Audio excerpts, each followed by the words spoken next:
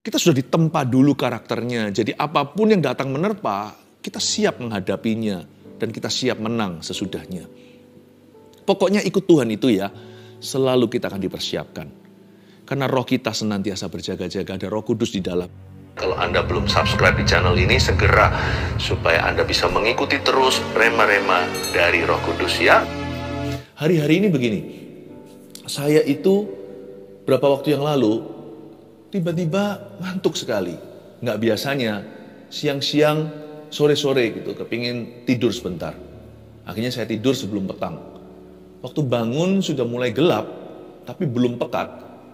Saya gelisah, rasa depressed sekali. Seperti orang yang merasakan sebuah depresi. Hati saya sedih sekali.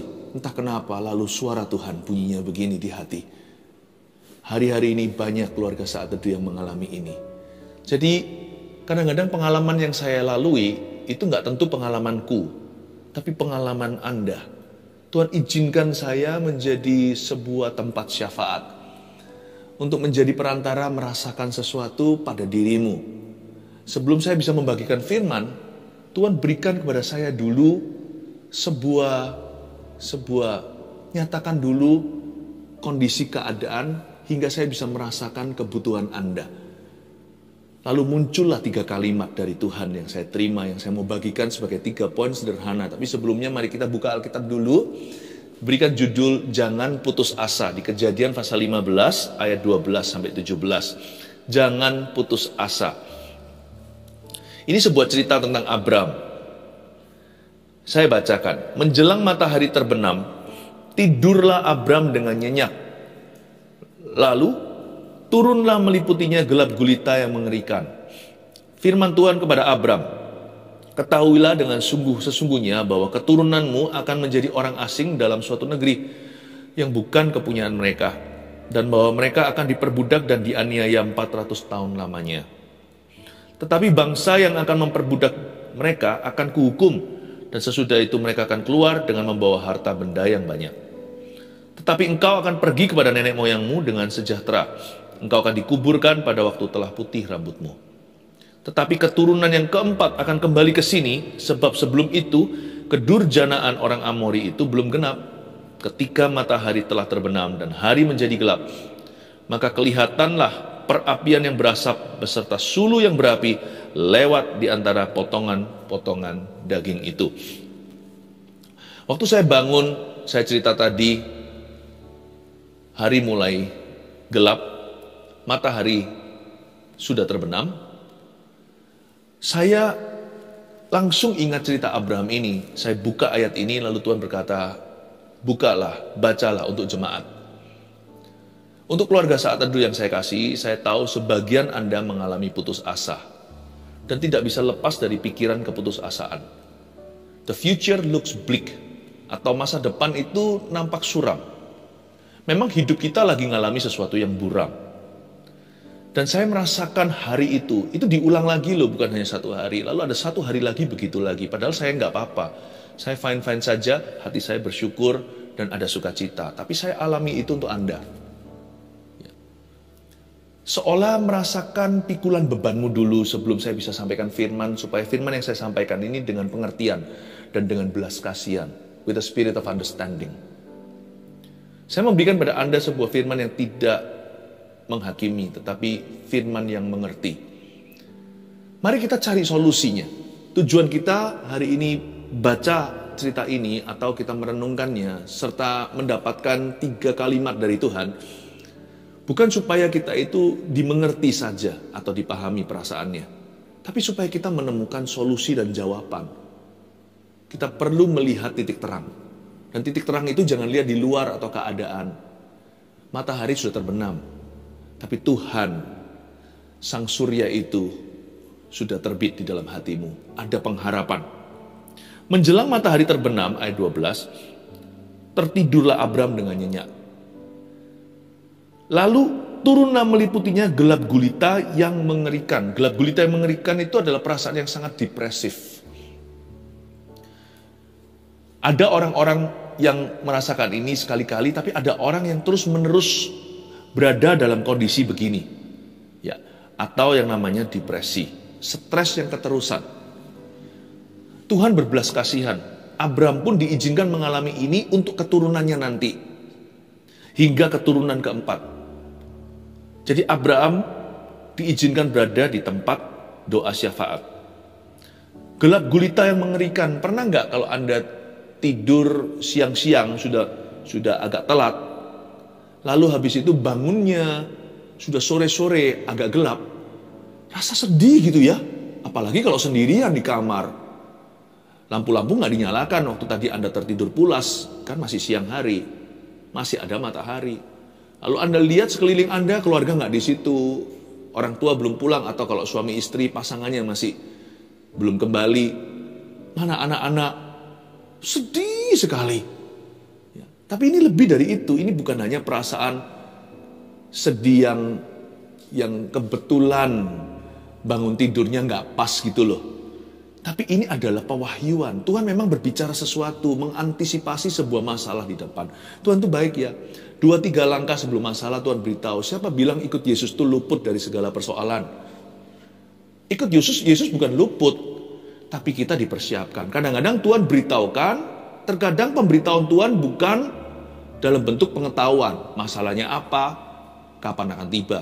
Tapi kita sudah diberikan kekuatan mental. Kita sudah ditempa dulu karakternya. Jadi apapun yang datang menerpa, kita siap menghadapinya. Dan kita siap menang sesudahnya. Pokoknya ikut Tuhan itu ya, selalu kita akan dipersiapkan. Karena roh kita senantiasa berjaga-jaga, ada Roh Kudus di dalam. Kalau kita bersekutu dengan Roh Kudus, saya tiap hari berbahasa roh, saya mengantisipasi apapun juga, saya nggak takut lagi. Saya tahu hidup saya nggak bebas dari problema, tetapi saya tahu Tuhan pegang hari esokku. Saya tahu Tuhan sudah ada di situ. Saya tahu Tuhan pun sekarang berjalan bersama dengan saya. Jadi saya nggak ada takut. Really, orang yang ikut Yesus, there is no surprise in his soul. Dalam jiwa kita, nggak ada yang namanya kejutan. Meskipun kita nggak tahu segala sesuatu, siapa sih tahu masa depannya? Kita nggak ngerti 5 menit ke depan apa yang akan terjadi. Tapi satu hal, kita tidak takut lagi, karena kita tahu siapa yang memegang hari esok kita. Tidak ada kejutan dalam hal itu. Dan kali ini Abraham menerima sebuah pewahyuan, gelap gulita yang mengerikan meliputi jiwanya. Ini bukan sekedar bangun perasaan gak enak. Ini Tuhan memberitahukan sesuatu, ayat 13. Firman Tuhan kepada Abraham, ketahuilah dengan sesungguhnya bahwa keturunanmu akan menjadi orang asing dalam suatu negeri yang bukan kepunyaan mereka. Keturunan maksudnya anak cucunya. Dan bahwa mereka akan diperbudak dan dianiaya 400 tahun lamanya. Tunggu, bahwa mereka akan apa? Diperbudak. Wah, kata-kata ini berat. Dan dianiaya, siapa suka nubuatan tentang penganiayaan? Tapi kalau firman Tuhan itu jangan pilih-pilih. Saya bilang begini bukan berarti kita berpikiran negatif. Bukan ya. Tapi jangan mau hanya terima yang baik saja dari Tuhan. Tapi kita juga harus mau diberitahukan sesuatu yang buruk. Tapi Tuhan tuh gak pernah punya maksud yang jahat.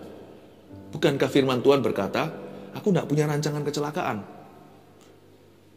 Sekalipun Tuhan tidak punya rancangan kecelakaan, bukan berarti kita bebas dari persoalan.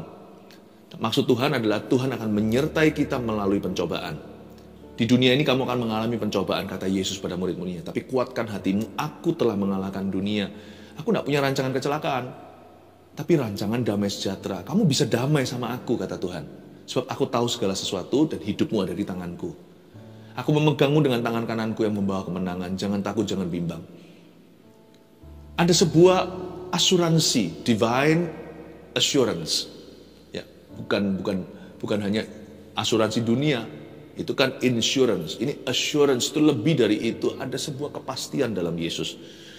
That God never forsakes us. Tuhan tidak akan pernah menolak kita. Tuhan tidak akan pernah abandon us atau tidak pernah meninggalkan kita. Firman Tuhan kepada Abraham, ketahuilah dengan sesungguhnya bahwa keturunanmu akan menjadi orang asing dalam suatu negeri. Dia masih menunggu-nunggu ya kan? Dia masih berdoa supaya dapat anak. Belum dapat anak. Sudah diberitahukan apa yang terjadi nanti sama keturunan. Itu sama dengan gini loh. Kalau kita diberitahukan oleh dokter, selamat Anda mengandung. Wah, senang kan? Tapi anak Anda akan cacat. Waduh, gimana bisa bahagia? Di dalam kandungan Anda sudah diisi Tapi karena sesuatu terjadi, misalnya Anda kena penyakit rubella, lalu gimana nanti anak itu entah cacat atau ada juga yang berkebutuhan khusus. Bukan berarti itu kutukan ya, setiap anak adalah berkat, bahkan berkat terselubung jikalau kita tidak bisa melihatnya sekarang. Tuhan tidak pernah salah dalam kehidupan kita. Namun saya pakai ini sebagai ilustrasi saja, bagaimana jikalau Anda divonis keturunan yang Anda tunggu puluhan tahun dalam pernikahan, misalnya Anda tunggu 10 tahun tidak dapat anak, lalu tiba-tiba diberi momongan, lalu diberitahukan langsung pada waktu USG di dokter kandungan bahwa anak Anda nanti gimana. Abraham ini menunggu-nunggu menanti-nantikan keturunan satu saja, belum dapat ya kan? Dia ingin mendapatkan janji Tuhan. Lalu diberitahukan nanti ya anak cucumu. Waduh, pikirannya kan sudah berdarah-darah. Untungnya Abraham tidak tinggal dalam pikiran negatif. Apa yang membuat perbedaan? Kalau setan yang mengucapkan problem di hidupmu, nah itu kutukan.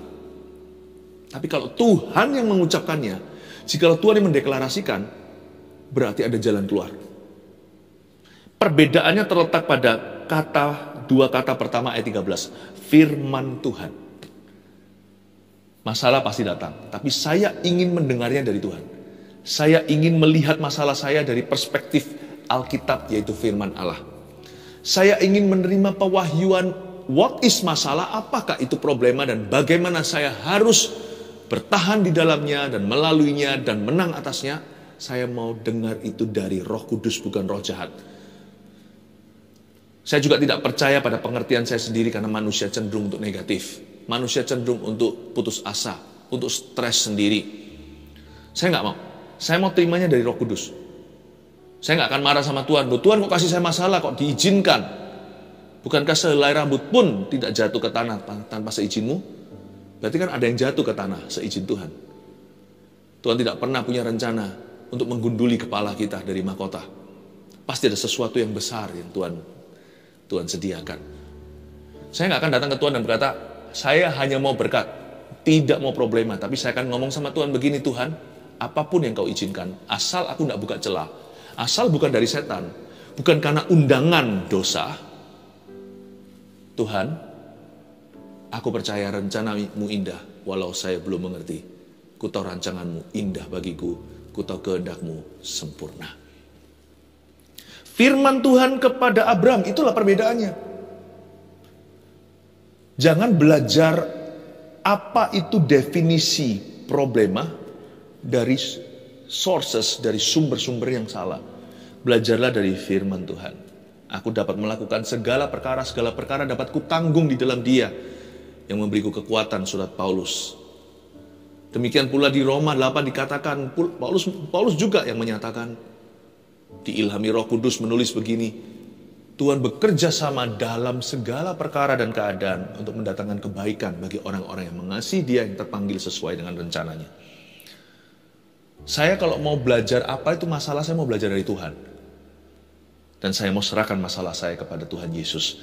Firman Tuhan kepada Abraham, ketahuilah dengan sesungguhnya bahwa keturunanmu akan menjadi orang asing dalam suatu negeri yang bukan kepunyaan mereka, dan bahwa mereka akan diperbudak dan dianiaya 400 tahun lamanya. Lama loh itu. Tapi Abraham tidak mau terpancing untuk dwelling in the negatives, atau untuk dia tinggal dalam pikiran keputusasaan. Abraham melihat maksud Allah di baliknya, dan Abraham bisa melihat ujung persoalan itu adalah kemenangan. Makanya dia adalah bapak iman. Seringkali kita dengar khotbah bahwa Abraham bapak iman hanya karena semata-mata dia percaya janji Tuhan untuk keturunan. Ini juga membuat dia jadi bapak iman, bukan hanya percaya Tuhan akan memberi keturunan. Dia percaya Tuhan ketika Tuhan mewahyukan sebuah persoalan. Tuhan tidak memberi dia persoalan, tapi Tuhan wahyukan, nanti kamu akan mengalami gini, but don't worry, I'll be with you. Jangan takut, aku akan menyertaimu. Ini membuat Abraham lebih lagi seorang bapak iman daripada sekedar terima janji. Siapa sih nggak bisa terima janji? Kalau kita terima yang baik-baik, semua orang bisa, semua orang mampu. Tapi kalau kita tahu sesuatu di depan sana, lalu kita tetap bergantung pada Tuhan dan tetap percaya, itu bapak iman. Ayat 14. Tetapi Nah, saya suka sekali nih. Ayat 14 dimulai dengan tetapi. Tuhan itu nggak pernah titik kalau masalah persoalan, selalu koma. Tetapi bangsa yang akan memperbudak mereka akan kuhukum. Dan sesudah itu mereka akan keluar. Banyak akan-akannya di sini. Dengan membawa harta, benda yang banyak. Saya ulang lagi ayat 14. Tetapi bangsa yang akan memperbudak mereka, kita tahu sekarang bangsa itu bangsa Mesir, akan kuhukum. Dan sesudah itu mereka akan keluar dengan membawa harta benda yang banyak. Saya suka sekali kalimat kedua dari ayat ini. Dan sesudah itu, and afterwards. Dalam Kristus nggak ada game over. Dalam persoalan. Problema selalu koma. Dalam Kristus selalu ada kata ini. Sesudah itu apa? Oh, Tuhan Yesus itu ketika dicobai, afterwards, setelahnya, dia dilayani malaikat. Ayub. Wah, semua orang takut baca kitab Ayub. Jangan-jangan terjadi sama dirinya. Gak boleh GR. Penderitaannya Ayub itu panggilan. Gak semua orang dapat kehormatan seperti itu. Bahkan menjadi martir atau mati untuk Tuhan. Seperti para rasul, para nabi. Itu adalah kehormatan. Tapi waktu kita baca Ayub, coba baca di pasal yang terakhir. Ayub bertemu dengan Tuhan.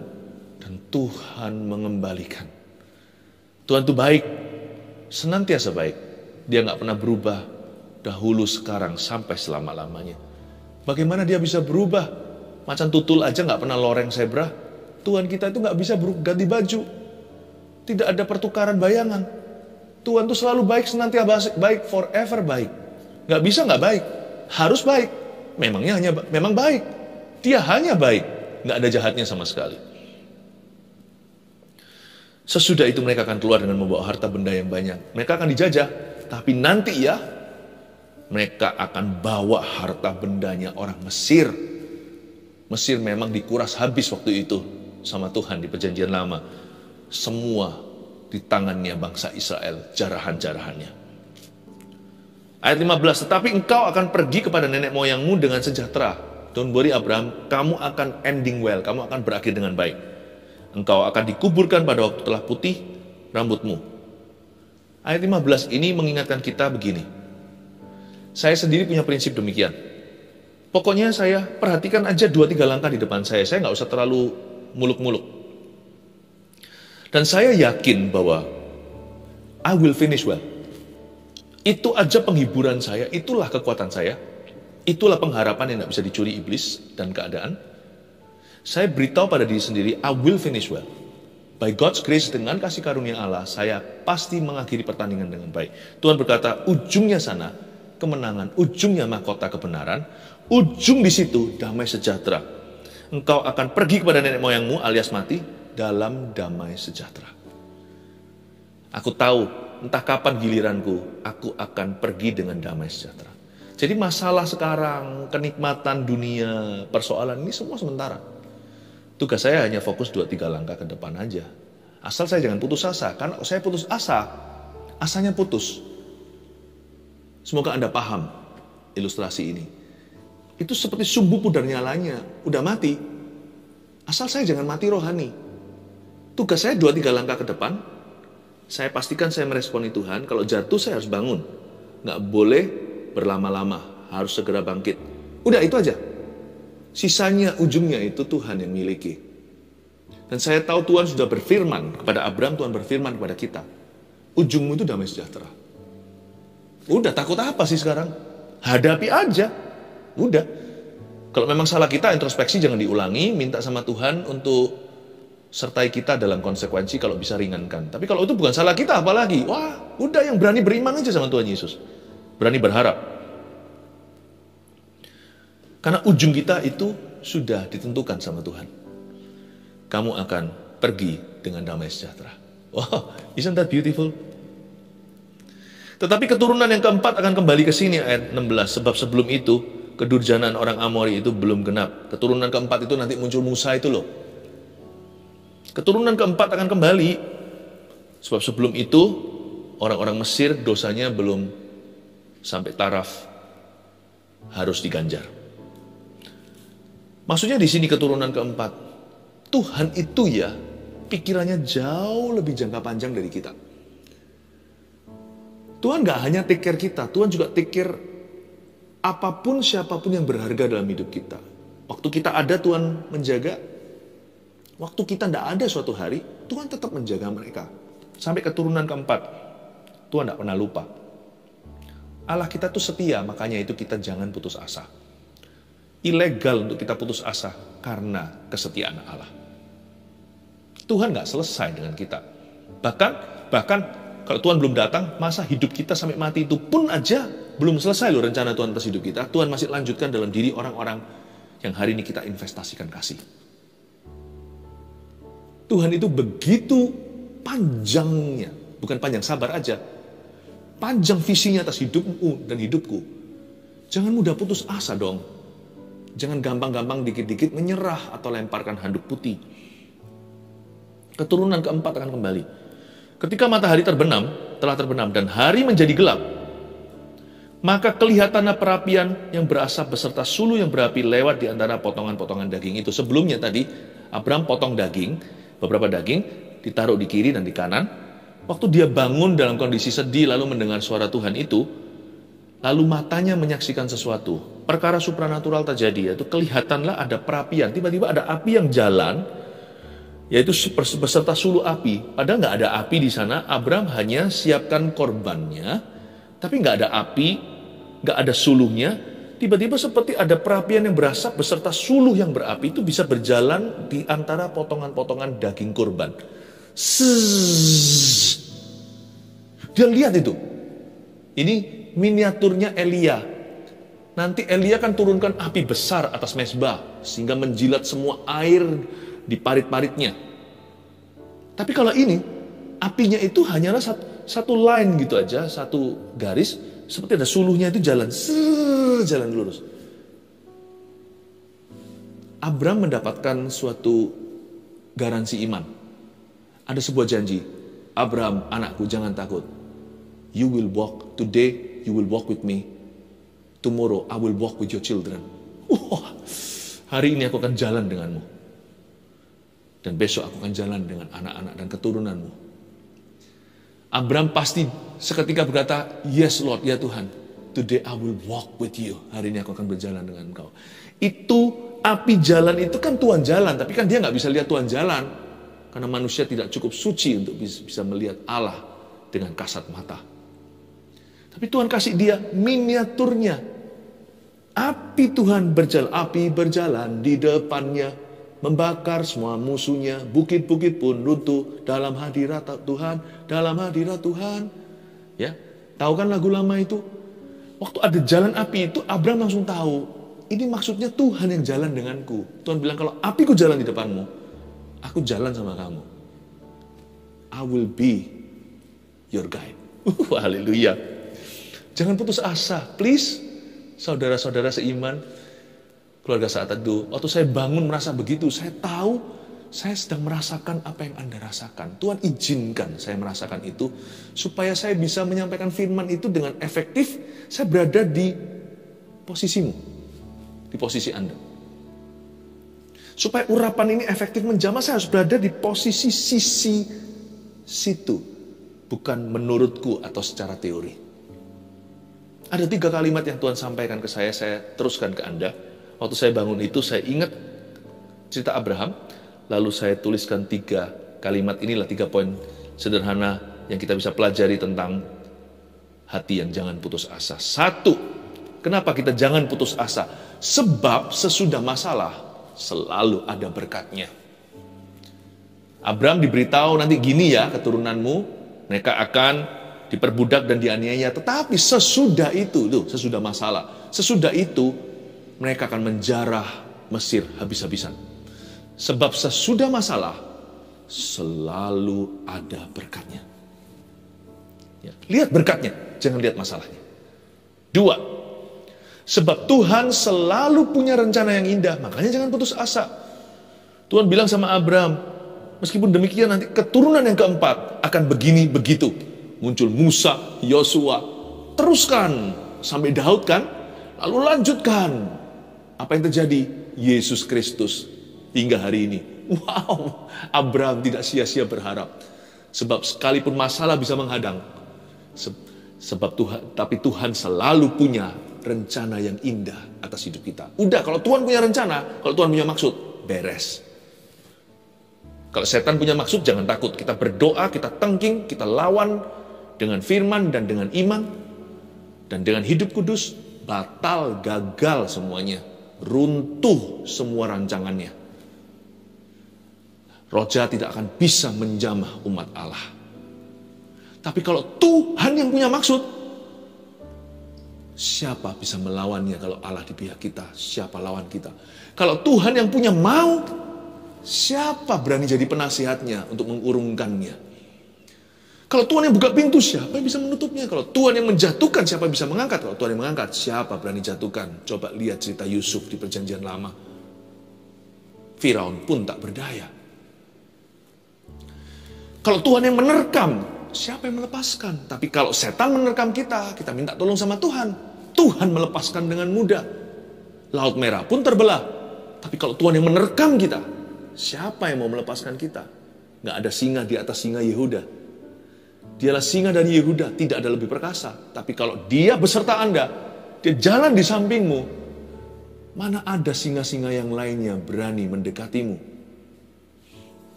Sebab Tuhan selalu berjalan bersama dengan kita, nomor 3. Ini yang membuat indah, ini yang membuat manis, ini yang membuat romantis. Api itu dengan suluh apinya berjalan one line. Sebab Tuhan selalu berjalan bersama dengan kita. Saya gini loh, saya gampang aja. Pokoknya ya, kalau Tuhan sama saya, kalau Tuhan jalan sama aku, udah saya sudah nggak perlu khawatir, nggak perlu banyak pikir. Kalau Tuhan jalan sama saya, end of debates, akhir semua debat, end of all questions, tutup buku terhadap semua pertanyaan hatiku. Kalau Tuhan jalan sama aku, beres. Saya punya iman seperti anak kecil maksud saya. Anak kecil itu nggak tahu banyak. Pesawat kayak boarding pass, atau naik mobil ini sekarang mau naik mobil pribadi atau taksi online. Nanti sampai saya ke kota itu, waktu saya kecil dulu sama papa mama saya, sudah di booking hotelnya atau hotel mana, besok makan apa, bawa uang tidak, kapan pulangnya, nggak tahu. Pokoknya mata saya lihat papa dan lihat mama, ya kan? Saya nggak usah khawatir, udah. Saya tidak takut. Tapi anak kecil yang belum punya konsep yang jelas, apalagi yang masih batita, demikian pula bayi yang sudah mulai disapi, mereka melihat mama nggak ada, keluar ruangan nangis kan? Kenapa? Mereka kira kalau mama nggak ada, berarti mama hilang selamanya. Itu anak kecil belum punya kognitifnya untuk bisa mencerna. Anak yang baru lepas susu. Ya. Tapi kalau mamanya keluar, dia langsung tertawa. Langsung tersenyum. Bayi pun ngerti loh. Waktu kita mulai sedikit lebih dewasa, masih begitu juga. Hari ini saya juga punya prinsip yang sama. Sekarang kebalikannya, saya di sisi seorang ayah.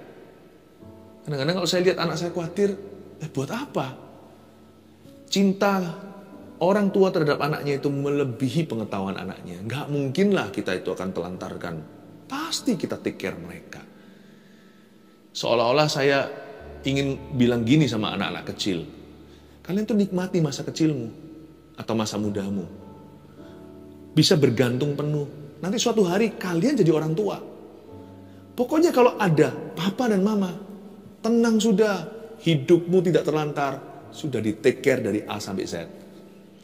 Asal Tuhan berjalan bersama dengan kita, nggak usah mikir banyak, nggak usah dipikiri lagi, apalagi keputusasaan.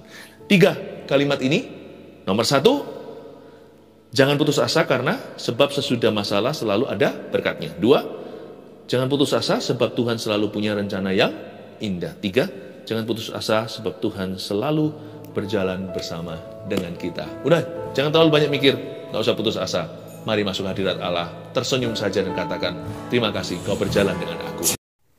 1 Petrus 4 ayat 7. Kesudahan segala sesuatu sudah dekat. Karena itu, kuasailah dirimu dan jadilah tenang, supaya kamu dapat berdoa.